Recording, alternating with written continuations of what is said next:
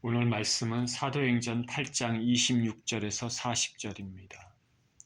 사도행전 8장 26절에서 40절 같이 읽습니다. 시작.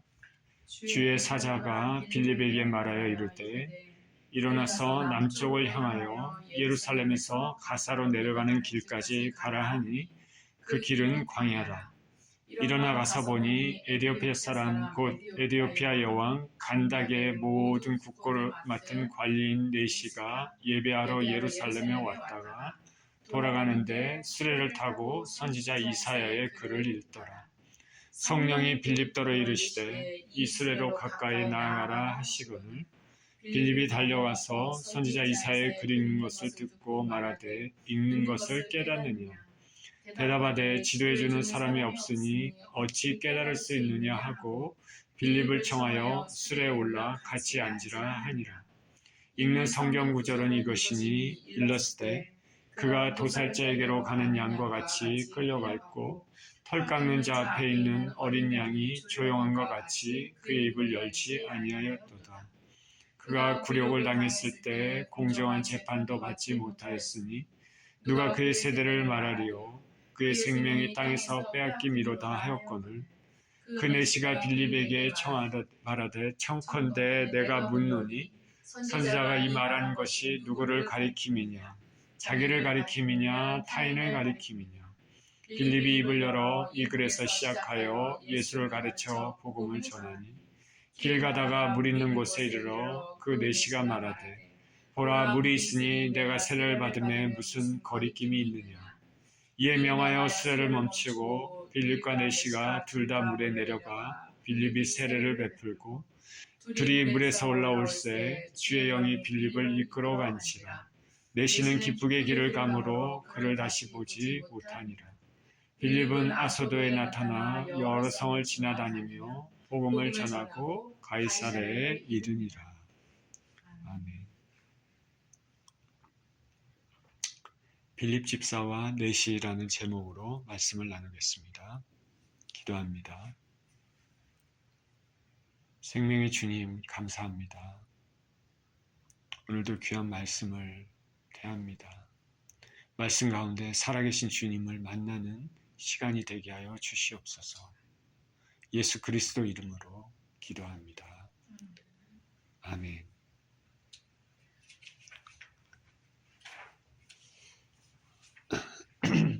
초대 예루살렘 교회는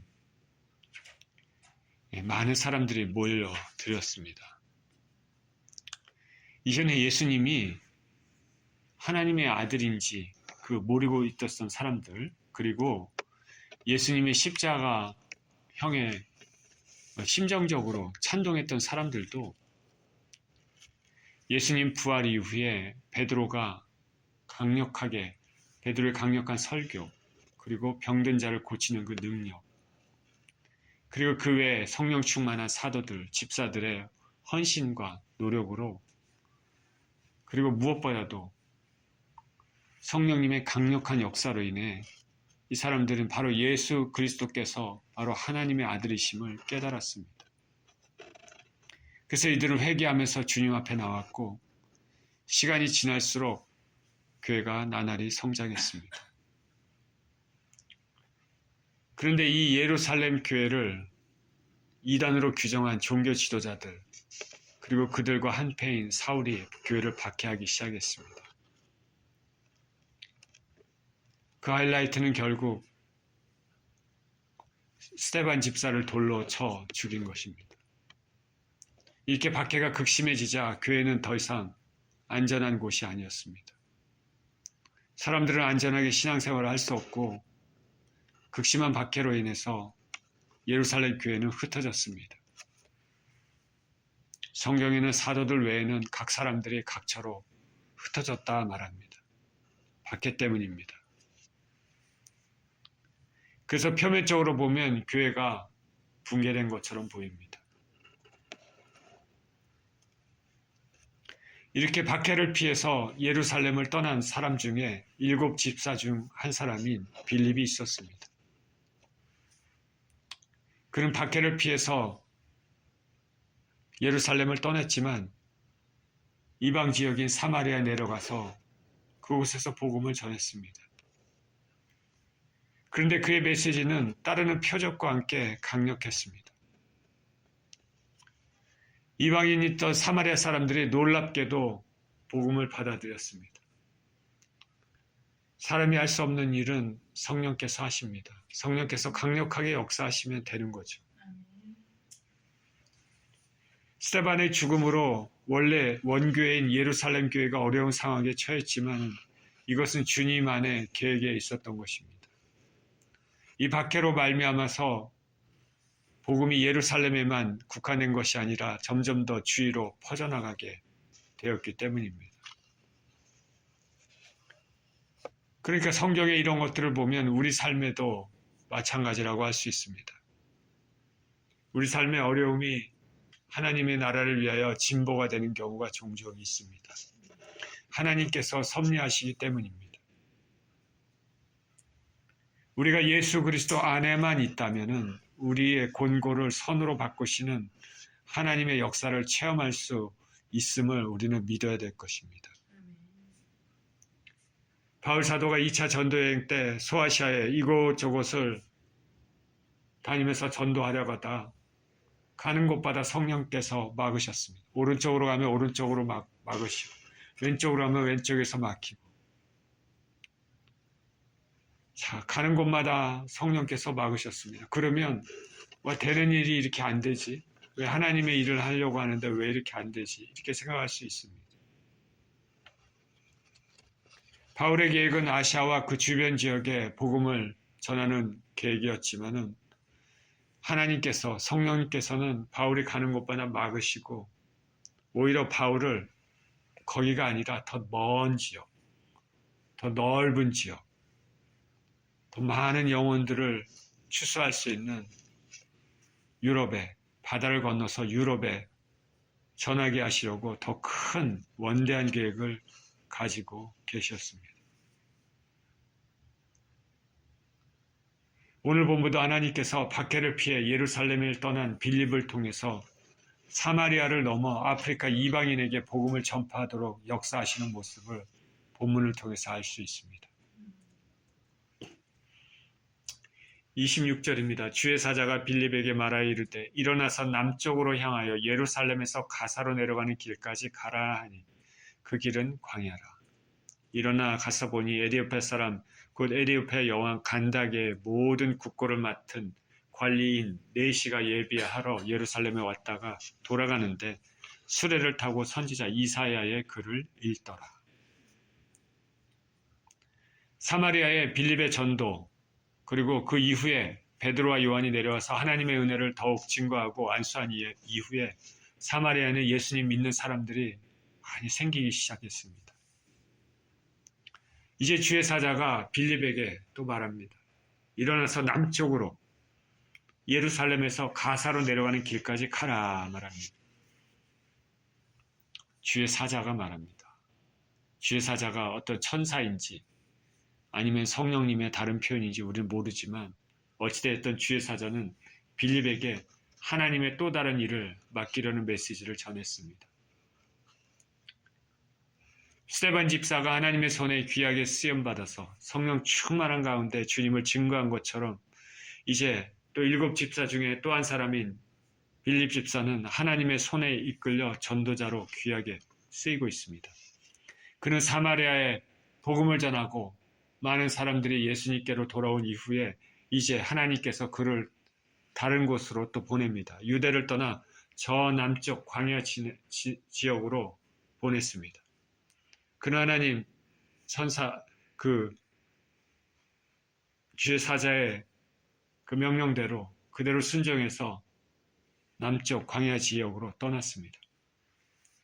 그가 그곳에 가봤더니 에디오피아 여왕 간닥의 국고를 맡은 관리인 네시가 수레를 타고 자기 나라로 돌아가고 있었습니다. 그는 예루살렘에 예배하러 왔다가 돌아가는 길이었습니다.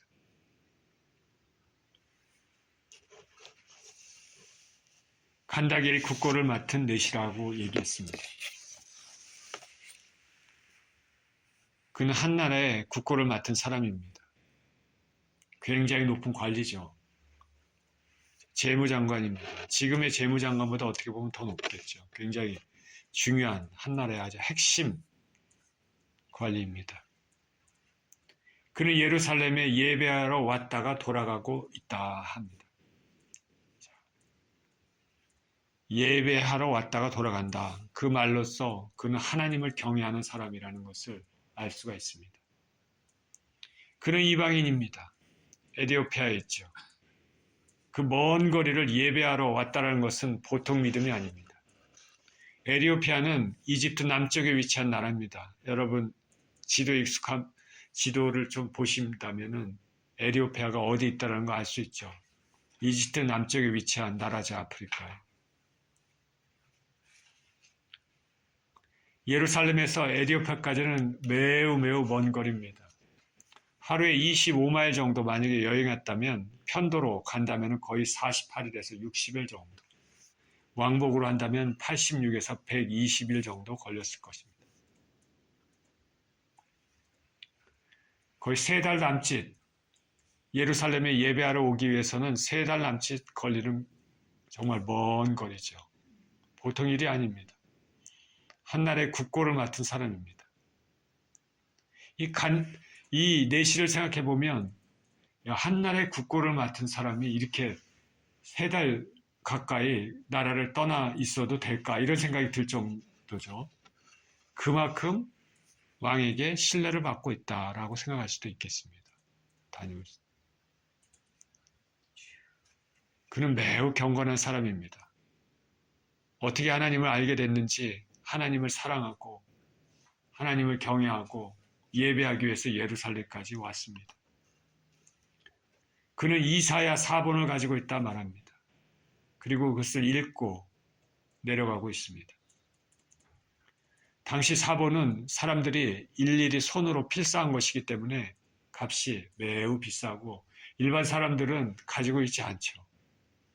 쉽게 구할 수 있는 것이 아닙니다. 그만큼 그는 하나님에 대한 관심이 얼마나 큰지 알 수 있습니다. 그는 내시입니다. 내시이기 때문에 고자죠. 성경의 구약에는 고자는 성회에 참가할 자격이 없다고 말했습니다. 그럼에도 불구하고 그는 예루살렘에 예배하러 왔습니다. 쉽게 납득할 수는 없지만 그가 얼마나 하나님을 사랑하고 갈망하고 있는지 알 수 있습니다. 겉모양을 중시하는 사람들에게는 그는 가까이 가지 못하는, 절대 그 공동체에 들어올 수 없는 그런 사람임에도 불구하고 그는 그런 걸 아랑곳하지 않고 하나님을 사랑하고 하나님을 갈망하는 사람입니다. 이 내시를 생각해 보면 우리가 정결례상으로 예수님께 가까이 가지 못했던 12회를 혈루증으로 앓고 있었던 그 여인이 생각납니다. 그 여인도 공식적으로는 가까이 갈 수 없습니다. 그러나 그 여인은 예수님에 대한 사랑, 그리고 예수님을 옷자락이라도 만지면은 자기 몸이 회복될 거라는 그 믿음을 가지고 있었습니다. 이 국고를 맡은 이 내시도 고자지만 그래서 공식적으로 유대교 공동체에 들어갈 수도 없는 그런 상황이지만 멀리서라도 하나님을 바라보고 하나님을 경외하는 그런 사람이었습니다.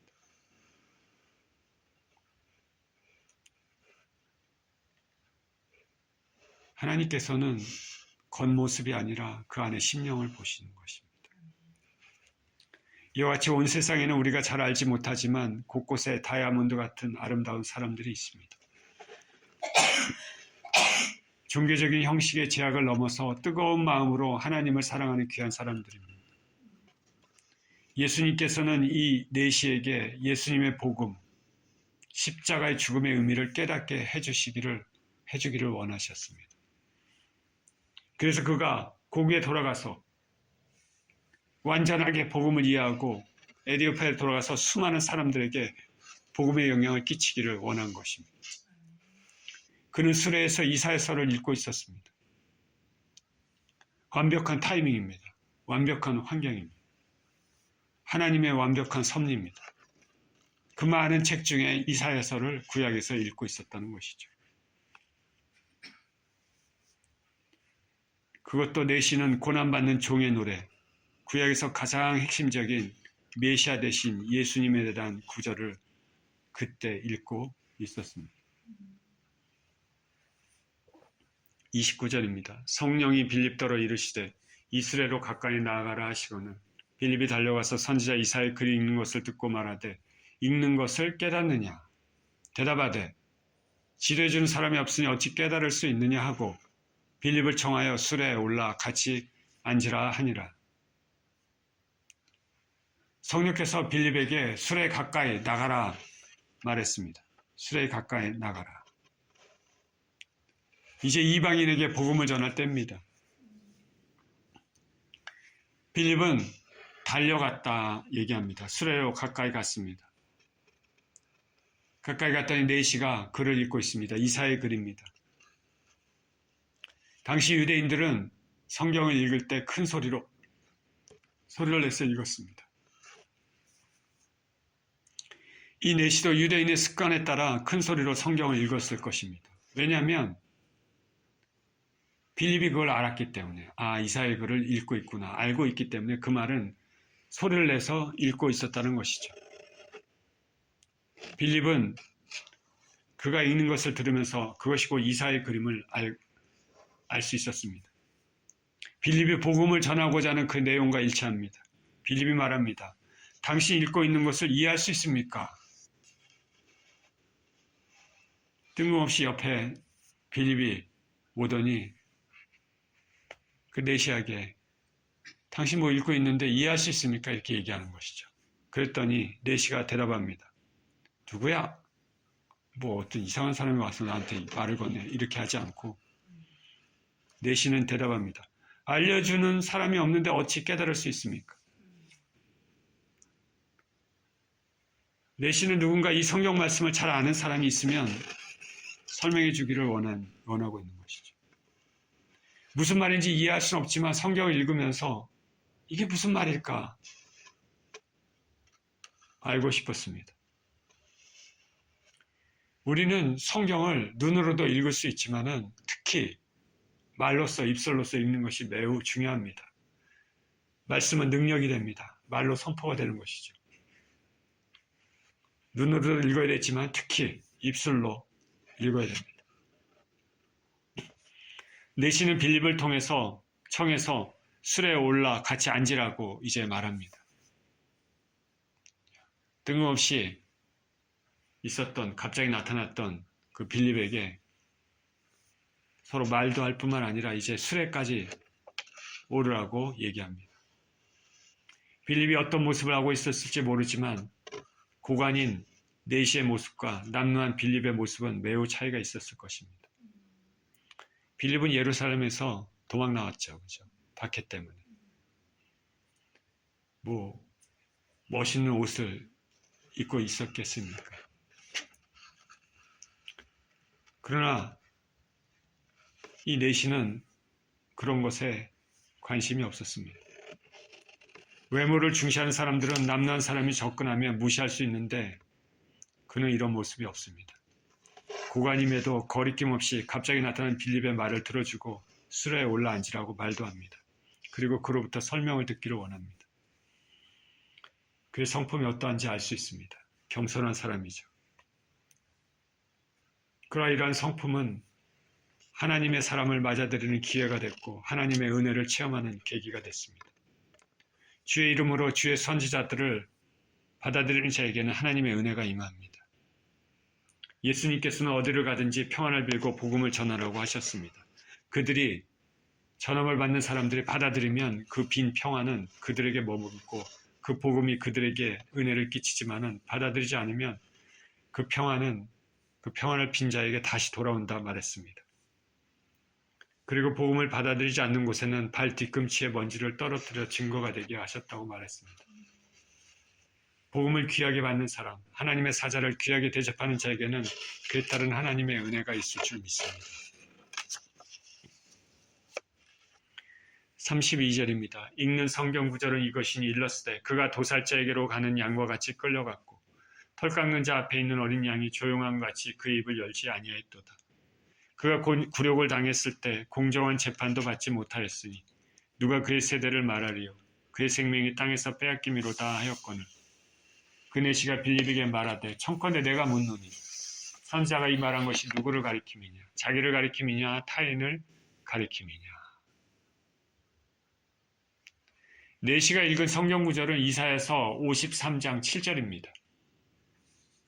메시아의 순환과 관련된 예언의 말씀입니다. 오늘날 예수 그리스도를 부인하는 사람들에게는 참으로 읽기가 거룩한 말씀입니다. 강한 정복자로서의 메시아의 모습만 가지고 있는 유대인들에게는 고난받는 메시아의 모습을 선뜻 받아들이기가 어렵습니다. 그래서 유대인들은 이것을 다른 의미로 해석합니다. 그리고 애써 무시하기도 합니다. 그러나 이 구절은 우리 주 예수님, 메시아의 고난의 모습을 그대로 예언한 것이라 할 수 있습니다. 예수님의 그 모습은 도살자에게로 끌려가는 양과 같습니다. 털 깎는 자 앞에 잠잠한 어린 양과 같이 조용합니다. 구약에서 어린 양은 대속제물로 쓰였습니다. 사람들은 자신의 죄를 대속하기 위해 양을 잡아 피를 뿌리고 죄의 사함을 받았습니다. 예수 그리스도께서는 대속의 양으로 오셨습니다. 대속의 양, 순한 양은 자신이 희생될 때에도 아무런 저항이나 말이 없습니다. 발버둥 치지 않습니다. 죽을 때도. 마찬가지로 우리 주 예수님은 죄가 없으심에도 아무런 저항도 하지 않으시고 묵묵히 양과 같으셨습니다. 자신을 함부로 대하는 로마 군병들에게 아무런 말씀도 하지 않으셨습니다. 십자가를 지셨을 때도 침묵하시고 못 박히심을 당하실 때도 잠잠하셨습니다. 하나님의 아버지의 어린 양으로서 철저히 아버지의 뜻을 따르셨습니다. 또 우리 주 예수님은 재판을 당하실 때에도 공정한 재판을 받지 못했었습니다. 종교 지도자들과 로마 군병들은 예수님을 조롱했습니다. 홍포를 입히고 왕이라고 모욕했습니다. 갈대로 머리를 치고 침을 뱉었습니다. 가시관을 머리에 씌워 힘없는 왕으로 조롱했습니다. 수치와 모욕, 저주와 고통의 상징인 십자가를 지셨습니다. 이 십자가형은 극악한 죄인이 아니면 이 형을 가하지 않도록 되어 있습니다. 그러나 예수 그리스도께서는 죄가 없으심에도 이 흉악한 죄 형벌을 받으셨습니다. 묵묵히 받으셨습니다. 종교 지도자들은 예수님을 시기해서 공정한 재판도 받지 못하게 했습니다. 예수님에 대한 모든 것들은 새벽녘에 신속하게 이루어졌습니다. 눈 깜짝 사이에 처리됐습니다. 사형에 해당하는 이런 것들은 반드시 낮에 재판을 해야 됩니다. 그리고 사형은 굉장히 중한 형이기 때문에 하루아침에 끝나는 것이 아닙니다. 며칠이 걸리죠. 그러나 예수님의 경우에는 이 모든 것을 건너뛰었습니다. 사형에 해당하는 재판은 안식일이나 종교적 절기에는 행하지 말아야 됩니다. 그리고 재판은 당연히 기소가 되었을 때 무죄에 대한 항변을 먼저 들어보고 그 다음에 기소가 이루어져야 돼요. 기소의 말을 듣는 것이 순서입니다. 이런 순서도 지켜지지 않았습니다. 재판이 이루어지는 산헤드린 공회도 유대 문헌에 의하면 성전 안에서 행해져야 됩니다. 그러나 예수님의 재판은 즉흥적으로 대제사장 집에서 급작스럽게 사적으로 이루어졌습니다. 예수님을 향한 죄명도 모두 거짓입니다. 두세 증인도 없었습니다. 예수께서는 사람들을 살리고 병을 고치고 귀신을 쫓아내시고 하늘나라의 복음을 전하셨습니다. 어디 가든지 가난한 자, 불쌍한 자, 아픈 자, 고통받는 자를 건지시고 하늘나라의 복음을 전하셨습니다. 예수님은 폭도를 모으신 적도 없고 반란을 꾀한 적도 없습니다. 유대와 로마를 힘으로 뒤집겠다 말씀하시지도 않으셨습니다. 평화의 왕으로 오시고 평화를 전하시고 사람들의 살 길을 열어 놓으셨습니다. 그럼에도 이 모든 것들은 하나도 제시되지 않았고 유대 지도자들은 자신들의 입맛에 맞도록 죄를 만들어 예수님 고소하고 자기 뜻대로 바로 사형에 처하도록 압력을 행사했습니다. 이방 사람이었던 빌라도도 예수님을 보고 예수님은 죄가 없다라는 것을 인정을 했습니다. 이 모든 것은 공정한 재판을 받지 못한 예수님의 모습입니다. 예수님은 이와 같이 불법적인 판결을 받으시고 십자가에 못 박히셨습니다. 예수님이 이 땅에서 생명이 끊어진 것은 모두 저와 여러분, 당신의 백성들을 살리시기 위한 하나님의 섭리였습니다.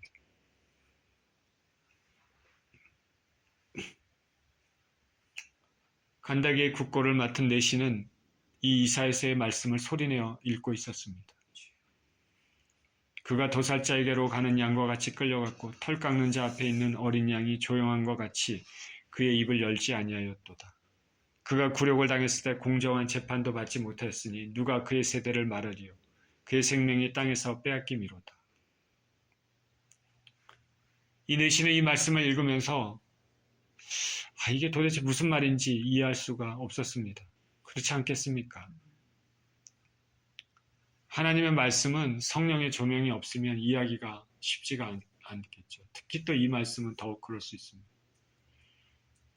예수님께서도 제자들에게 자주 말씀하셨습니다. 너희가 들은 것을 깨닫느냐? 그리고 저와 여러분의 삶에도 마찬가지입니다. 하나님 말씀을 전하거나 복음을 전할 때 어떤 사람들은 don't understand, 이해를 잘 못합니다. 그리고 사단이 와서 확 낚아챕니다. 집중을 못하게 하고 확 낚아채는 거죠.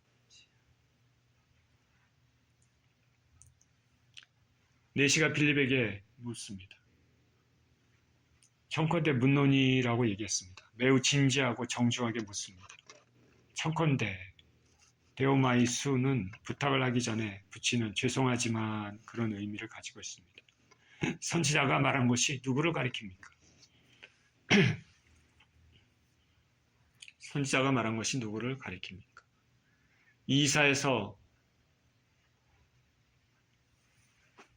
이 말씀 53장 이 말씀은 오늘날 유대인들에게 이 말씀을 하면 유대인들이 어떻게 생각할까요? 어떤 사람들은 이사야 자신을 가리킨다. 메시아 대신 예수님이 아니다. 또 어떤 사람들은 자기네가 지금 고난받는 이스라엘을 가리킨다. 이렇게 해석을 합니다. 그 당시에 그랬습니다. 그리고 지금도 그렇게 생각하는 사람들이 많습니다. 내시가 이런 것들을 알고 있었을지 모르지만 정중히 빌립에게 누구를 가리키는지 물었습니다. 35절입니다. 빌립이 입을 열어 이 글에서 시작하여 예수를 가르쳐 복음을 전하니. 내시의 질문에 빌립 집사는 입을 열어서 이사야서의 내용을 설명해 주었습니다. 그리고 그 내용이 바로 예수님을 가리킨다는 것과 예수님께서 예루살렘에서 당하신 고난을 연결해 말씀을 해석해 주었을 것입니다. 여기 복음을 전하니라고 간단히 설명했지만 이 모든 것을 포함한다 할 수 있겠습니다. 아주 오래전에 선지자 이사야를 통해서 메시아 되신 예수님이 이 땅에 어떠한 모습으로 보여줄 것을 자세히 설명하고 그 예수님을 믿음으로 구원의 길에 들어선다는 복음을 설명한 것일 것입니다. 저와 여러분도 빌립처럼 성경 말씀을 잘 알고 있어야 할 뿐 아니라 그 말씀과 연결해서 예수님이 누구신지 복음을 선임명할 수 있는 준비가 항상 되어 있어야 됩니다. 그러기 위해서는 매일매일 성경을 가까이 하고 읽고 묵상하고 기도하고 하나님과 교제하며 살아야 됩니다. 무엇보다도 우리는 빌립처럼 성령의 인도하심의 삶을 살아야 하겠습니다. 항상 준비된 상태에 있어야 되죠. 베드로전서 3장 15절에 이렇게 얘기합니다. 너희 마음에 그리스도를 주로 삼아 거룩하게 하고 너희 속에 있는 소망에 관한 이유를 묻는 자에게는 대답할 것을 항상 준비하되 온유와 두려움으로 하고 였습니다. 누군가 복음에 대해 물어보고 예수님에 대해 물어보고 우리의 생명, 삶과 죽음에 대해 물어보면 항상 대답할 것이 바로 튀어나와야 된다는 것이죠. 36절입니다. 길 가다가 물이 있는 곳에 이르러 그 내시가 말하되 보라 물이 있으니 내가 세례를 받으며 무슨 거리낌이 있느냐. 이에 명하여 수레를 멈추고 빌립과 내시가 둘 다 물에 내려가 빌립이 세례를 베풀고 둘이 물에서 올라올새 주의 영이 빌립을 이끌어간지라. 내시는 기쁘게 길을 가므로 그를 다시 보지 못하니라. 빌립은 아소도에 나타나 여러 성을 지나다니며 복음을 전하고 가이사랴에 이르니라. 내시는 빌립의 설명을 듣고 메시아 되신 예수님의 고난과 그를 믿음으로 구원을 얻게 된다는 진리를 알게 됐습니다. 그러자 물 있는 곳에 이르러 세례를 받고자 했습니다. 아마도 빌립으로부터 이제 예수님을 믿는 기독교인으로서의 개종하는 권면을 받은 것으로 보입니다. 세례는 예수님을 공식적으로 믿겠다 이제 선언하는 것과 같습니다. 세례 자체는 구원을 보장하지는 않지만은 세례를 통해 자신의 믿음을 공식적으로 나타내는 것입니다. 내시는 예수님을 믿고자 했습니다. 당당하게 예수님을 믿는 사람으로 선언하는 것입니다. 이에 물 있는 곳에 내려가 빌립이 세례를 베풀었습니다. 빌립의 모습은 내시에 비해 초라했겠지만은 내시는 그런 것에 아랑곳하지 않았습니다. 그에게는 빌립의 영적 권위를 보고 그를 인정하며 그에게 세례를 받은 것입니다. 그렇게 세례를 받고 둘이 물에서 올라왔습니다. 여기서 말하는 세례는 침례임을 알 수 있습니다. 물에서 올라왔다고 얘기하고 있기 때문에. 물속에 내려와 예수님과 함께 장세됨을 말하고 물에서 올라와 예수님과 함께 부활한다는 의미입니다. 침례가 그런 것이죠. 죄에서 장사되고 의롭게 부활하는 것이죠. 이런 의미에서 물만 뿌리는 약식 세례보다는 몸을 담글 수 있는 침례가 더 깊은 의미를 가지고 있습니다. 그래서 알 수만 있으면 침례가 가능한 곳이 있다면 침례를 받는 것이 더 좋겠죠. 그러나 말씀드렸다시피 침례라는 행위가 구원을 보장해 주지는 않습니다. 단지 믿음을 표현하는 의식인 것입니다. 침례를 받는 것이 좋겠지만 그런 환경이 안 된다면 약식 세례로 대신해도 되겠죠. 내시와 빌립이 물에서 올라오자 성령께서 빌립을 이끌어 가셨습니다. 그래서 빌립은 더 이상 보이지 않았습니다. 이끌어 간 자의 헬라어, 헤르파에는 어떤 것을 재빨리 낚아채는 것입니다. 초자연적 방법으로 빌립을 낚아채고 사라지도록 한 것이죠. 성령께서 그렇게 하신 것이다. 시간 공간 내에서 발생하는 기적적인 방법입니다. 하나님께서 엘리야에게 행하셨고 에스겔에게서 행하셨던 것과 유사한 것이죠. 초기 기독교가 팽창할 때 강력하게 역사하신 성령님을 우리는 알 수 있습니다. 이제 빌립은 성령께서 취하가셨습니다. 이제 넷이 혼자 남았습니다. 넷이는 이제 구원을 받았다는 기쁨을 가지고 고국으로 돌아갔습니다. 넷이는 완벽하게 새 사람이 됐습니다. 그가 하나님을 경외하는 사람이었지만 그러나 이제는 그 하나님을 경외하는 초점이 더 명확해지고 올바르게 향했습니다. 우리 주 예수 그리스도를 향한 복음을 향한 방향으로 바로 맞춰지게 되었습니다. 이후에 넷의 삶은 알 수 없지만 오늘날 에티오피아는 예수님을 믿는 많은 사람이 있습니다. 기독교 국가입니다. 우리가 잘 알다시피 북아프리카 지역에는 많은 무슬림이 있습니다. 무슬림 국가들. 그러나 그런 나라들 중에서도 에티오피아는 특별히 다릅니다. 기독교를 믿는 사람들이 많기 때문에 기독교 국가입니다. 간다게를 통해 간다게의 내시를 통해 처음으로 기독교가 전파되었을 것으로 추정이 됩니다.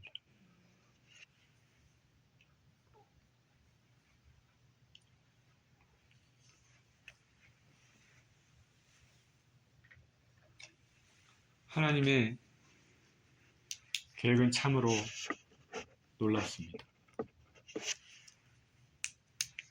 교회 박해로 사람들이 흩어졌지만 그것을 오히려 복음이 예루살렘에 국한된 것이 아니라 전역으로 퍼질 수 있도록 역사하셨습니다. 이제 남쪽 저 먼 곳 애굽보다 더 아래쪽인 이디오파에도 복음이 들어갔습니다. 빌립의 사역은 여기서 끝나지 않았습니다. 그는 이제 아소도에 나타났습니다. 빌립이 세 번째로 찾아간 이곳은 가사에서 동북쪽으로 약 40km 떨어진 지중해 연안에 위치한 도시입니다. 그는 여러 성을 다니며 복음을 전했습니다. 빌립은 주로 선교 활동이 지중해 연안의 도시를 중심으로 이루어진 것으로 보입니다. 지중해 해변 지역에 있는 그 지역을 중심으로 빌립은 오가면서 말씀을 전했습니다. 그리고 역시 지중해 연안 도시인 가이사랴에 도착해서 그곳에 정착했습니다. 그는 초대교회 때 유명한 전도자로 알려져 있습니다. 그의 딸 넷은 예언하는 사람이라고 사도행전 21장 9절은 얘기합니다. 오늘 본문의 말씀은 성령께서 빌립을 통해서 복음을 아프리카에도 전파되도록 역사하시는 것을 알 수 있습니다. 빌립 수사는 준비된 사람이고 성령의 음성에 민감한 사람이고 순종하며 복음을 전파한 사람입니다. 하나님께서는 한 나라의 국고를 맡은 넷이 신실한 하나님을 사랑하는 예비하셔서 그에게 복음의 진수를 이해하게 하셨습니다. 우리는 우리 삶에 언제 누구를 만날지 모르지만 항상 복음의 신을 신고 기회가 주어졌을 때 복음을 전하는 사람이 되어야 되겠습니다.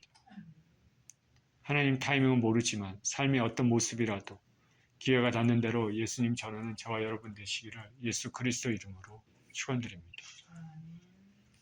기도합니다. 하나님 우리 아버지, 하나님께서는 빌립 집사를 통해서 놀랍도록 복음이 전파되게 하셨습니다.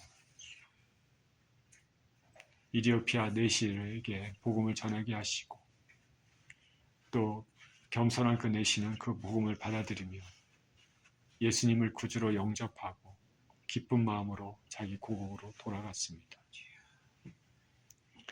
하나님 우리 아버지, 우리 심령에도 언제나 성령에 민감하며 빌립처럼 준비된 삶을 살게 하여 주시고 하나님의 복음을 나누는 그런 인생이 되게 하여 주시옵소서. 예수 그리스도 이름으로 기도합니다. 아멘.